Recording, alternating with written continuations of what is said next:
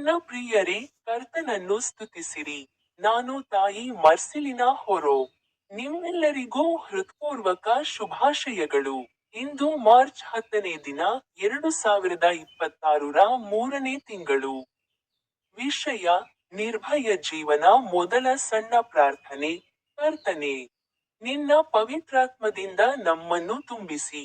ಇದರಿಂದ ನಾವು ಭಯದಿಂದ ಮುಕ್ತರಾಗಿ ನಿನ್ನ ಮಾರ್ಗಗಳಲ್ಲಿ ನಡೆಯಬಹುದು. ಆಮೆನ್. ಅವರ ಮಾತುಗಳಲ್ಲಿ ಒಂದನ್ನು ಪಠಿಸಿ.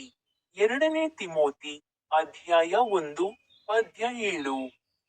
ಏಕೆಂದರೆ ದೇವರು ನಮಗೆ ಭಯದ ಆತ್ಮವನ್ನು ನೀಡಿಲ್ಲ, ಆದರೆ ಶಕ್ತಿ, ಪ್ರೀತಿ ಮತ್ತು ಸ್ವಸ್ಥ ಮನಸ್ಸಿನ ಆತ್ಮವನ್ನು ನೀಡಿದ್ದಾನೆ. ಅರ್ಥ: ದೇವರು ನಮಗೆ ಭಯದ ಆತ್ಮವನ್ನು ನೀಡುವುದಿಲ್ಲ, ಆದರೆ ಶಕ್ತಿ, ಪ್ರೀತಿ ಮತ್ತು ಸ್ವಸ್ಥ ಮನಸ್ಸಿನ ಆತ್ಮವನ್ನು ನೀಡುತ್ತಾನೆ. ಮುಕ್ತ ಪ್ರಾರ್ಥನೆ.